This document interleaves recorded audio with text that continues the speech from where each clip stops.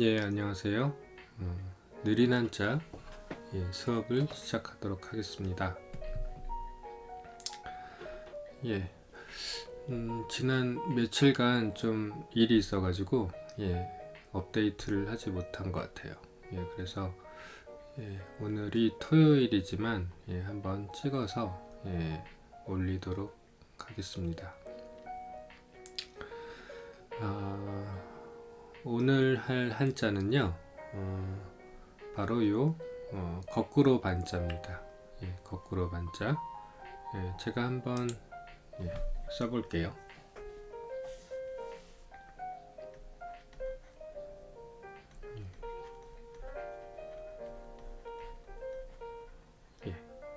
그래서 이 글자 같은 경우 상당히 여러분들도 자주 많이 보셨을 것 같아요. 저도 그런데 이게 왜 거꾸로라는 의미였을까? 그 예전에 뭐 대학원 때나 이때 수업 듣기 이전에는 그냥 글자가 간단하니까 그냥 뭐 이거는 거꾸로 반이다 뭐 이렇게 익혔었던 것 같아요. 근데 그 이후에 이제 학교 다닐 때 저희 이제 지도 선생님이 이 설명을 해주셨어요. 그래서 여기 이렇게 약간 뭐랄까 절벽 같은 보통 뭐 클리프라고 하죠. 그 옛날 영화 중에 그 클리프 행어라는 좀 옛날 영화인데 혹시 들어본 적이 있을 거예요. 클리프 행어. 그래서 이 절벽이 이렇게 절벽을 붙잡는다 뭐 그런 내용이잖아요. 그래서 이 그림이야말로 어떻게 보면 정말 클리프 행어라고 할 수가 있겠죠. 그래서 바로 저 선생님이 이런 절벽이 있고 여기 손으로 매달려 있는 거다 라고 이제 설명을 해주셨던 기억이 있고, 그래서 이제 이 글자에 대한 어떤 의문이 많이 풀렸던 그런 생각이 납니다. 그래서 여기 이 한자의 이 부분, 직선, 약간 꼬부러진 이 부분이 바로 이 절벽 부분이고요.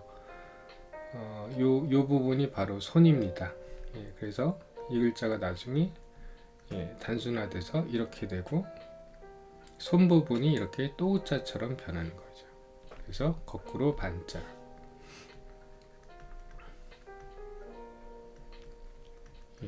그래서 원래 의미는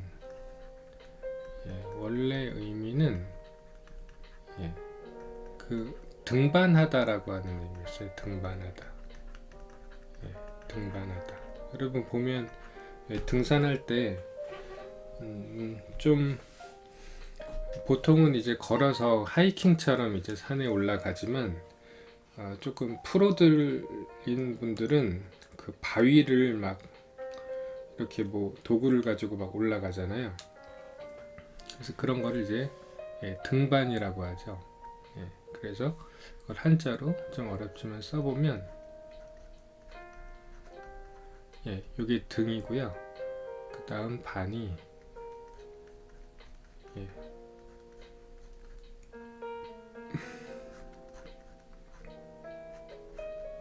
여기 손 부분 있죠. 그래서 뭔가 타고 올라간다 라고 그런 거예요. 한번 요 반자의 뜻을 보면 우선 그 위에는 오를 등자죠. 오를 등자고 그 밑에는 매달릴 반자. 한번 써보겠습니다. 오를 등, 그 다음에 매달릴 반. 그래서 여기 작은 글씨로 설명되어 있죠. 바로 요게 바로 반자인 거예요. 요거죠. 그래서 이 거꾸로 반이라고 하는 거에 어떻다? 이렇게 매달린다라고 하는 의미와 요거는 좀 이따 제가 설명드릴 건데 돌아온다. 리턴이죠. 돌아온다. 온다 라는 뜻이 있다 라고 이제 설명을 해주는 거예요. 이해되시죠? 예, 그래서 이 글자의 이 글자가 어떻게 이제 변해가고 있는가 라고 하는 걸 또 친절하게 또 여기 그림으로 보여주고 있죠. 여기 보시면 갑골문으로 보이는데 초기에는 이렇게 절벽에 손이 있는 그런 모양이고요. 그 이후에 뭐 비슷하게 변했어요. 조금 더 굵어졌네요. 그렇죠?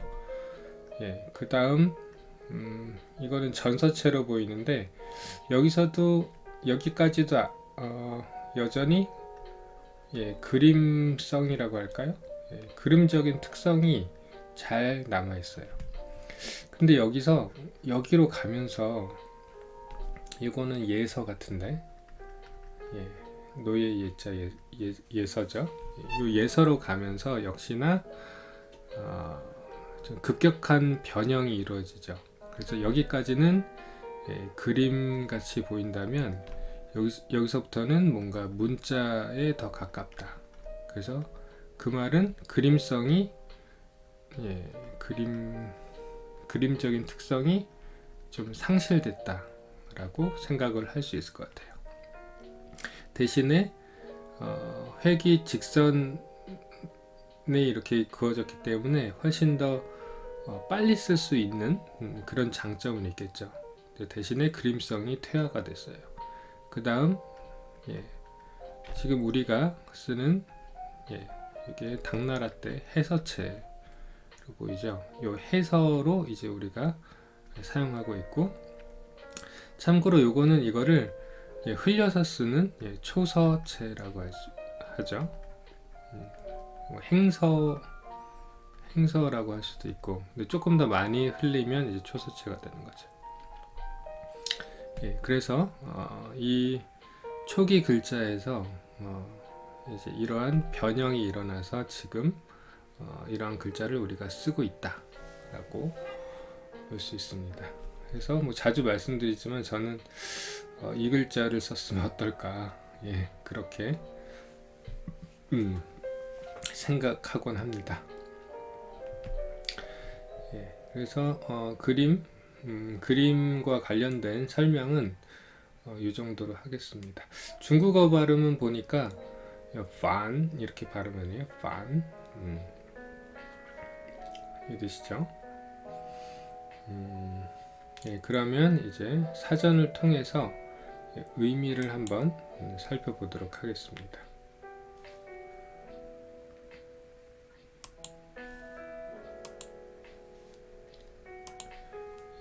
다시 써야 되겠네요. 그렇죠? 거꾸로 반. 거꾸로 반 하니까 딱 떠오르는 단어들은 뭐 뭔가 반대한다 뭐 이런 말들 있죠. 등등. 그래서 영어 단어 뜻을 한번 보면 여기 딱 나오는 게 턴오버라는 말이 나오네요. 턴오버 하면 딱 떠오르는 게 있으시지 않아요? 농구할 때 예를 들면 코트에서 여기가 만약에 중앙선이다. 얘가 이렇게 돼 있죠.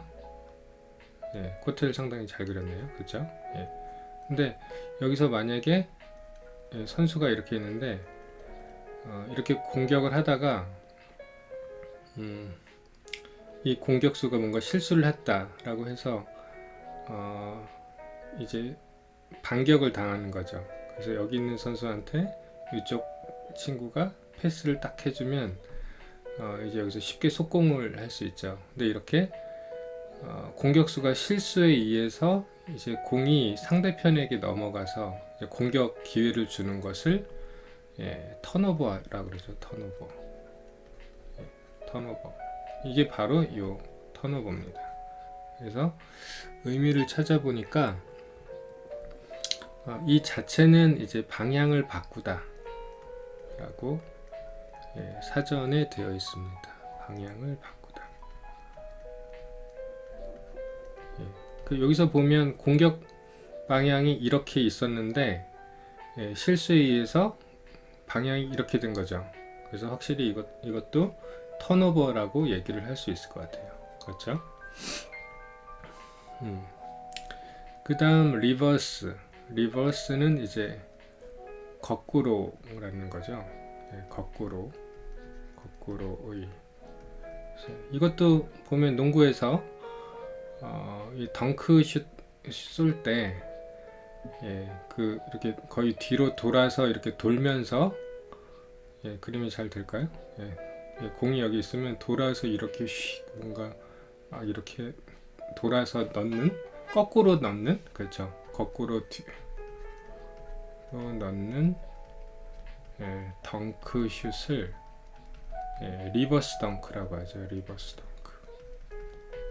그래서 거의 뒤에 보이지 않는데 이렇게 돌아서 하거나 하기 때문에 난이도가 상당히 높은, 그래서 덩크 컨테스트 같은 거 할 때 좋은 점수를 받는 것 같아요. 그렇죠? 그래서 이것도 역시 뭐 앞이나 정면이 아니라 거꾸로라는 뜻이에요. 그래서 여기 보면 거꾸로 반이라고 되어 있죠. 그 다음 on the contrary 라고 해서 아까 제가 반대라고 말씀드렸던 것처럼 on the contrary는 뭐뭐의 반대로,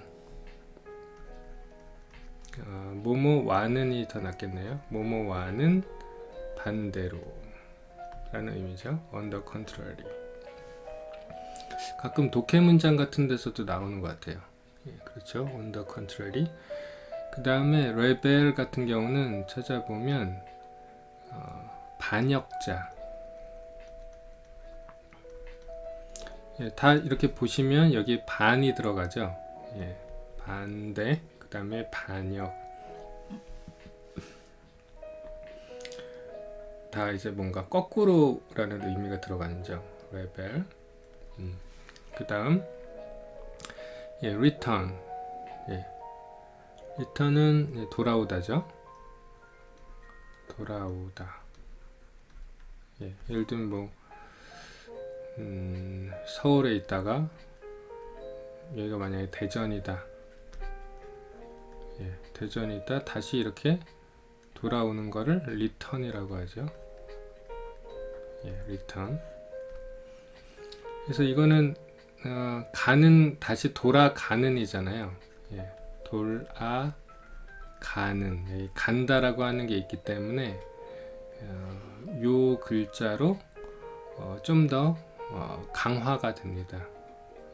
그래서 요 왼쪽 부분이 바로 쉬엄쉬엄 갈 착인데, 이게 사거리에 어떤 발자국이 있고 앞으로 간다라고 하는 거죠. 그래서 돌아가는 할 때는 요 글자가 더 강화돼서 쓰인다 라고 하는 거예요. 그 다음에 repeat. 요거는 반복한다는 거죠.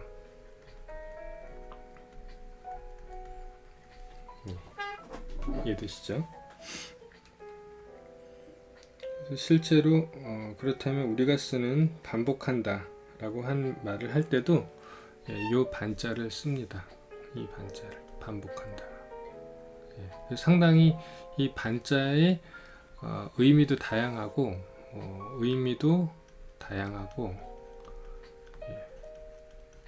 그리고 용례도 쓰임도 많다라고 하는 걸 알 수 있어요. 그래서 상당히 우리한테 친숙한 글자다, 친숙한 한자다라고 볼 수가 있겠죠. 여기 큰 괄호로 이 책의 이 사전의 저자가 또 친절하게 설명을 해준 것 같아요. 그런데 의미가 약간 좀 잘못된, 아무래도 이분이 갑골문까지는 보지 못하셨던 것 같아요. 그래서 우선 한번 설명을 들어보면 hand turning, hand turning이죠. 어떤 손이 뭔가 something from a horizontal into a vertical position. 그래서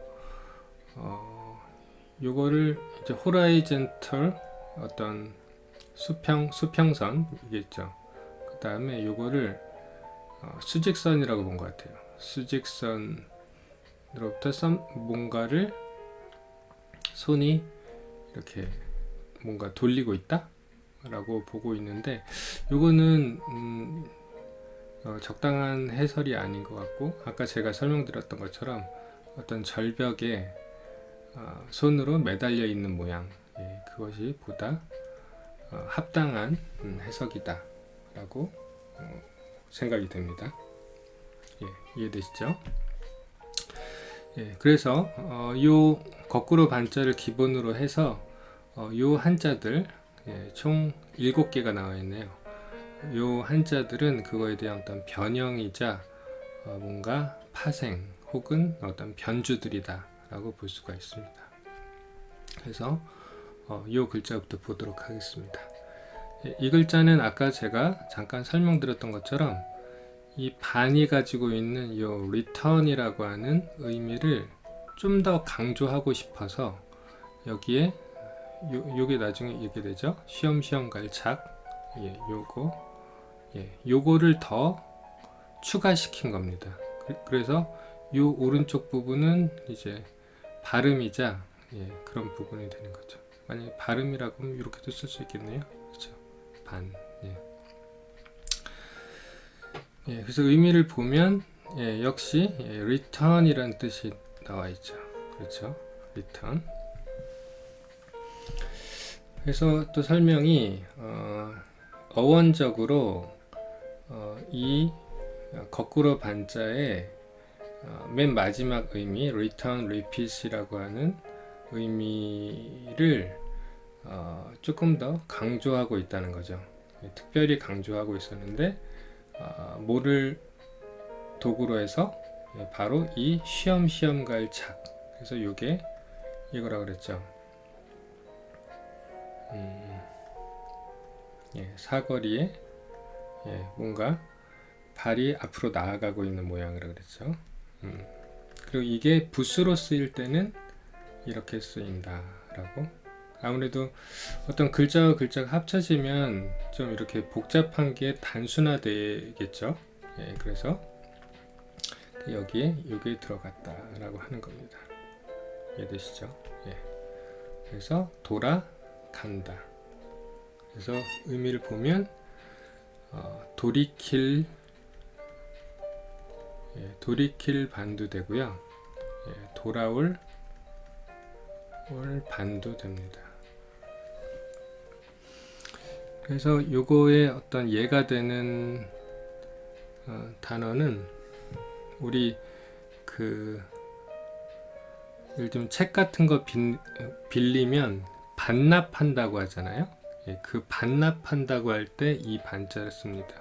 그래서 요 발음을 먼저 써볼게요. 반이 들어가고 쉬엄쉬엄 갈 착을 넣고, 납은 이제 안으로 들이는 거죠. 그래서 들일 납자, 안 내자를 쓰고 여기 실사자를 이렇게 쓰면 반납 이렇게 됩니다. 반납. 그리고 우리가 또 요새 택배로, 코로나 시대여서 택배로 많이 물품을 받는데 뭔가 하자가 있다거나 아니면 뭔가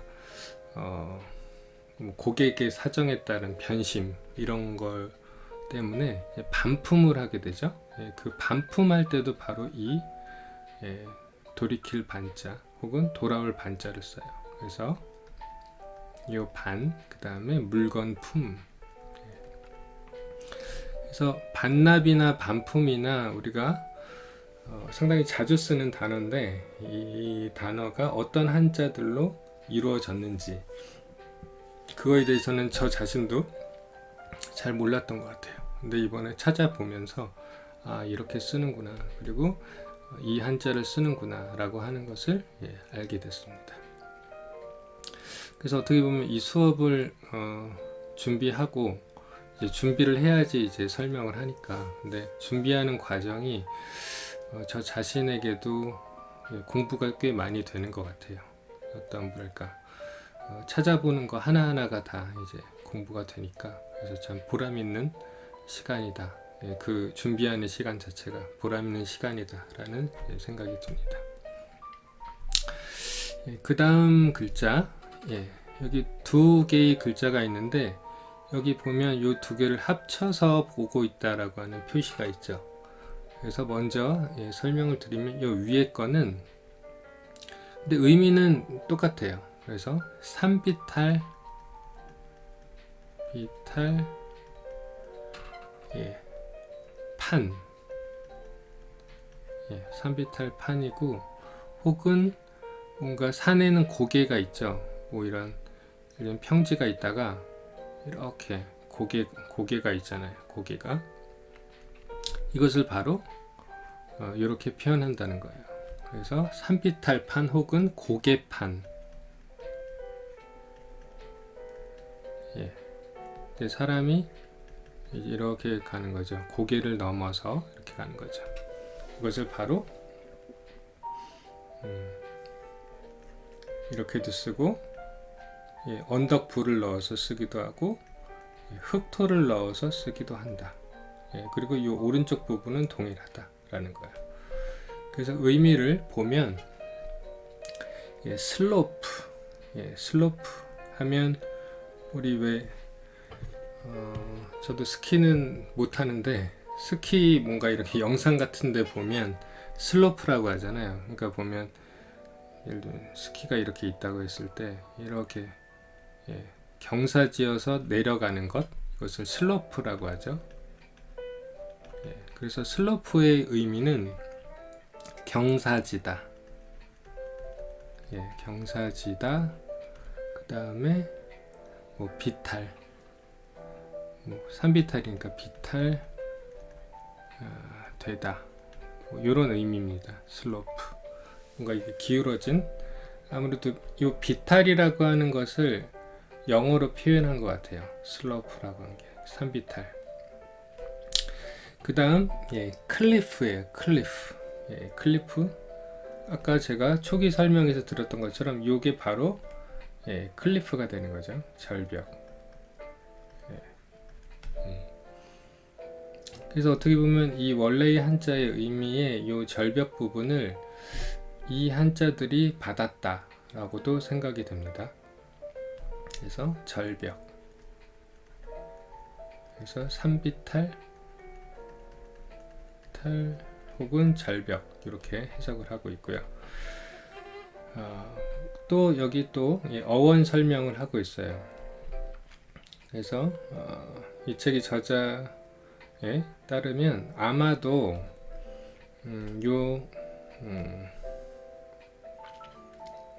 뒤에 어떤 두 가지 의미와 뭔가 비슷하다라고 보고 있고, 그래서 turning over, 그 다음에 the steep, turning over는 아까 방향을 바꾸는 거다라고 그랬죠. 그 다음 steep는 뭔가 가파른 그런 뜻이에요. 가파른, 뭔가 기울기가 좀 이렇게 가파른 거죠. 이렇게 가파른, 혹은 이제 낭떠러지, 그거. 근데 여기는 명사니까 더가 붙었으니까 이거에 더 가까운 것 같아요. 낭떠러지. 낭떠러지를 이제 판이라고 한다라는 거죠. 그래서 이 반이라는 원래 거꾸로 반자, 우리 기본이 되는 이 반자에다가 이걸 강조하는데 그 방법이 요 언덕, 나중에 이렇게 변하는 거죠. 붓으로 쓸 때 요 언덕 부자 혹은 흑토자 자를 넣어서 이제 강조하고 있다는 거예요. 그래서 원래는 이렇게 써도 되는데 요거를 뭔가 이 경사진 어떤 땅이라고, 그렇죠? 땅이라고 하는 걸 강조하고 싶어서 여기에다가 언덕 부분을 이렇게 붙이거나, 혹은 여기다가 흑토를 붙였다 라고 설명을 하고 있는 거죠. 이 설명은 타당한 설명이다라고 생각이 됩니다. 그래서 아까 제가 이 반에서의 변주라고 했잖아요. 이 반이라고 하는 것이 어떤 아까 설명드렸던 것처럼 뭐 서울, 대전을 왔다 갔다 하는 그런 의미도 있지만 또 본래적 의미에는 여기 매달려 있는 절벽에 매달려 있는 의미도 있기 때문에 그 중에서 이 글자는 이 절벽이라고 하는 의미를 받았고 그것을 이 두 가지 요소로 강화시킨 것이다 라고 설명을 할 수 있겠습니다. 이해되시죠? 예. 또 그 다음 글자들을 보겠습니다. 이 글자들도 우리가 의외로 많이 쓰고 있는 한자어 안에서 많이 쓰고 있어요. 그래서 보시면 아마 그 글자라고 생각이 될 수도 있어요. 바로 이 글자는 우리가 왜 그 물건을 팔 때 물건을 판다라고 할 수도 있지만 우리가 판매한다라고 하는 말 많이 쓰죠. 판매. 바로 그 판매라고 할 때 이 판입니다. 그래서 그 판. 요거는 이제 영어로 쓰면 sell이라는 거죠. 판다는 거죠. 혹은 뭔가 장사할 판자 이렇게 됩니다. 그래서 여기 보면 요 글자 분석부터 먼저 해볼게요. 여기 보면 조개패가 들어있죠.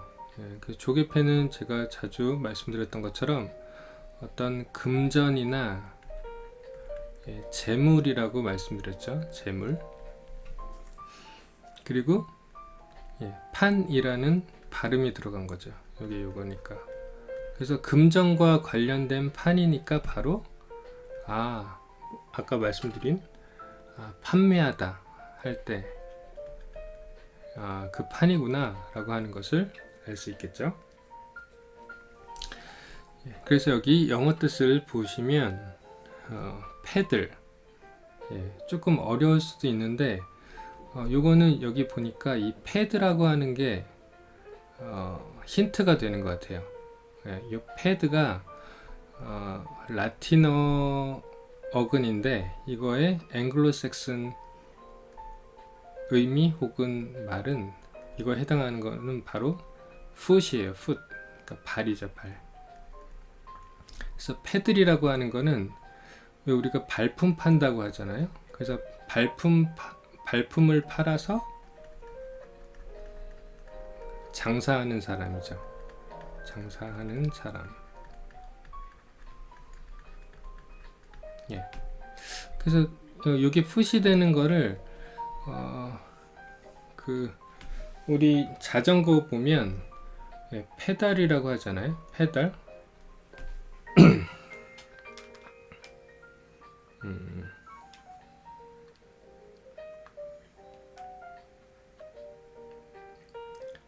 패들.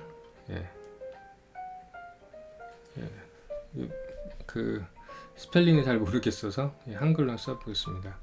이 자전거 페달할 때 이 패들이 바로 이 패드가 들어가요. 그래서 자전거 페달이 뭐예요? 그 발로 이렇게 구르는 거잖아요. 그런 것처럼 이 패드와 이 풋이라고 하는 것은 통한다. 그래서 이 패들은 발품을 팔아서 장사하는 사람. 요거를 한자로 좀 유식하게 말하면 여러분 행상이란 말 들어보셨죠? 행상. 이게 갈 행자에 이제 장사할 상자죠. 행상. 바로 이 패들은 행상이란 뜻입니다. 행상. 뭐 옛날에 보부상 이런 것도 있었죠. 그래서 그리고 이제 뭔가 deal in이라는 뜻도 있네요. 그래서 deal in은 뭔가 상품 따위를 취급하다. 상품 따위를 취급하다. 취급하다. 아무래도 장사 판매를 하려면 취급해야 되겠죠. 그래서 이 글자에 대해서도 약간 추측을 하고 있네요. may. 그러나 아마도 be cognate to, 아까 첫 번째 기본이 되는 거꾸로 반자와 어떤 어원적인 관계가 있는 것처럼 보인다. 그래서 이분이 이제 추정하시는 게 to turn over goods to others. others는 이제 다른 사람들에게, 그렇죠? 다른 사람들에게 상품을 turnover, 그러니까 뭔가 주고받는 거죠. 그래서 보면 턴오버의 두 번째 뜻을 보니까 상품을 팔다 라는 뜻이 있네요. 팔다. 그래서 어떻게 보면 교류하는 거니까, 주고받는 거니까 아무래도 이 반에서 어원적 의미가 있는 것 같다라고 추정하고 있습니다. 이해되시죠? 그 다음 반은, 이 한자는 중국에서 더 많이 쓰는 것 같아요. 그래서 이 왼쪽 부분이 먹을 식자죠. 그래서 가끔 뭔가 중국어 농담 이런 거 할 때 츠판 이런 말 하잖아요. 츠판. 이게 츠는 이거죠. 츠판 할 때, 그래서 츠판 발음적으로 조금, 그래서 이제 농담처럼 이제 우스갯소리로 코미디 같은 데서 나오는데, 이제 밥을 먹는다라고 하는 거죠. 밥을 먹는다. 이 판이 바로 이 한자를 좀 간략하게 쓴 중국의 간체자입니다. 츠판. 그래서 밥, 그쵸? 밥 먹을 반자예요. 밥 먹을 반. 주로 중국에서 많이 쓰는 한자고, 그래서 역시 의미도 cooked rice. 그래서 뭔가 요리가 된 쌀이라는 거죠. 이게 바로 밥이 되는 거죠. 그 다음에 food, 음식이란 뜻이 있네요. 그 다음에 또 meal도 같은 거죠. 음식이라는 의미가 있고, 동사로는 이제 먹이다라는 의미가 있다라는 거예요. 먹이다. 이해되시죠? 반. 그래서 발음을 한번 보면 얘는 반이었고요. 그렇죠?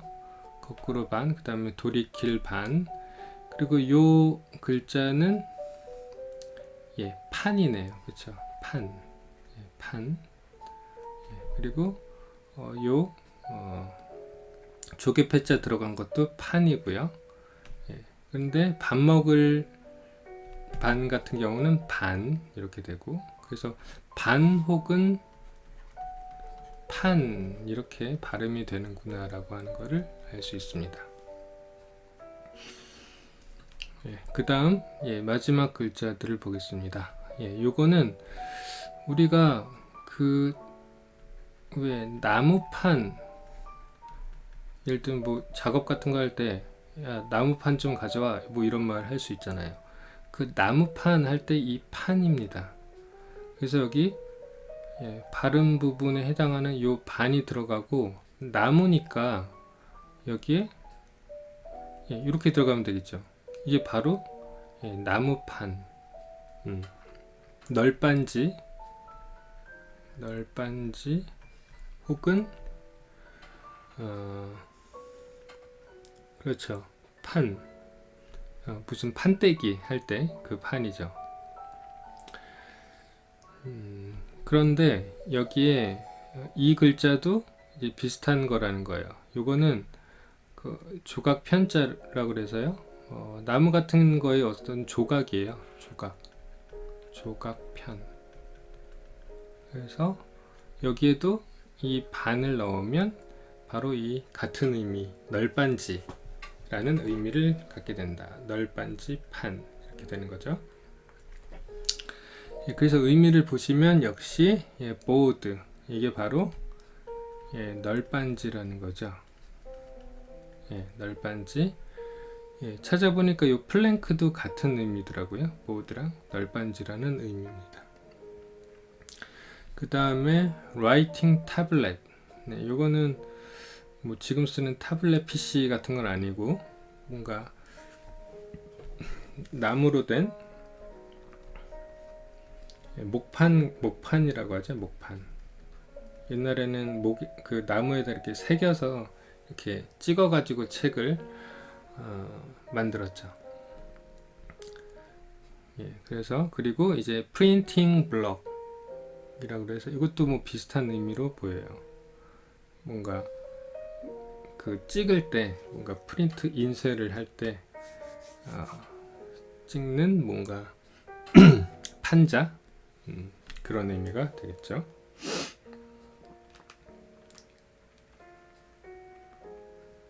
그래서 블록을 한번 찾아보면 뭔가 여기 보니까 의미 중에 조각용 목재라는 의미가 있네요. 조각용 목재 하니까 바로 요 판이 떠오르네요. 그렇죠? 여기 조각이니까. 그렇죠?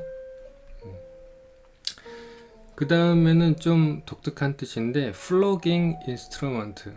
그래서 플로깅이 뭘까 해서 찾아보니까 막 어떤 사람을 때린다라는 의미더라고요. 그러면 때리는 인스트루먼트니까 도구, 뭔가 이 판때기로 막 때렸나봐요. 그래서 이런 의미도 있다. 그래서 오늘은 요 거꾸로 반자를 중심으로 해서 이게 변주가 되는 한자들을 쭉 살펴봤습니다. 그래서 한번 쭉 한번 간략한 뜻을 보고 마무리 짓도록 하겠습니다. 그래서 반은 원래 이 절벽에 매달려 있는 손을 의미했는데 그래서 여기서 뭔가 방향을 바꾼다거나 거꾸로라던가 돌아온다던가 반복한다던가 이런 다양한 뜻을 가지고 있고 그 중에 이제 몇 가지 뜻이 이렇게 조금 더 강조가 되었다. 그래서 여기 돌아온다라고 하는 return의 뜻은 요 쉬엄쉬엄 갈 차기라고 하는 부분이 합쳐져서 이 글자로 이제 강화가 되었고 그래서 우리가 사용하는 뭐 반납이라던가 반품 이런 한자어에 쓰인다 라고 하는 거죠. 그 다음 여기 보시면 요 절벽이라고 하는 부분을 좀 특화시켜서 강화시킨 한자가 바로 요 언덕 부분과 흙 부분을 넣은 요 산비탈판 혹은 고개 판자라고 하는 거예요. 참고로 떠오르는 게 일본 지명 중에 오사카라는 지명 있잖아요. 오사카라고 하는 지명이 한자로 보면 크다랑 오이라고 하니까 그리고 바로 이 판자가 되어 있습니다. 그러니까 큰 해석해 보면 큰 산비탈 이렇게 해석이 되겠네요. 그렇죠? 오사카 사카 이렇게 발음이 되죠. 이 부분은 그래서 한번 같이 보셔도 좋을 것 같고 여튼 이 판자는 어떤 고개라던가 산비탈을 의미한다 라고 하는 걸 설명을 드렸죠. 그 다음 이 조개패자가 들어가면 바로 이게 돈이나 뭐 금전 뭐 이런 거랑 관련이 있다 그랬잖아요. 재물. 그래서 바로 우리가 자주 쓰는 판매라고 할 때 이 판매였습니다. 그래서 이것도 상당히 우리가 자주 쓴다라고 말씀드렸죠. 장사할 판, 팔 판자. 그리고 그 다음으로는 아까 칠판 이렇게 할 때 밥을 먹는다 할 때 여기 밥식자가 들어가니까 당연히 뭔가 밥과 관련된 것이다 라고 하는 것을 알 수 있죠. 그래서 뭔가 요리가 된 쌀, 이게 바로 밥이고요. 뭐 음식 혹은 동사로는 먹이다 이런 의미였습니다. 마지막으로 요 판이라고 하는 발음과 여기 나무 혹은 조각, 나무 조각이라고 하는 그 부분이 합쳐져서 이제 나무판 혹은 널빤지판이라고 하는 이 판도 아까 제가 설명드렸던 것처럼 우리가 자주 쓰는 한자라고 볼 수가 있죠. 그래서 널빤지, 뭐 목판, 뭐 이런 의미로 쓰였습니다. 그래서 이렇게 어떻게 보면 우리가 한자를 학습할 때 보통은 뭐 초등학교라던가 일반적으로 이 한자들을 다 따로따로 익히는 경우가 많아요. 그래서 가뜩이나 한자가 이제 개수가 상당히 많은데 이거를 다 따로따로 외우면 훨씬 더 어렵죠.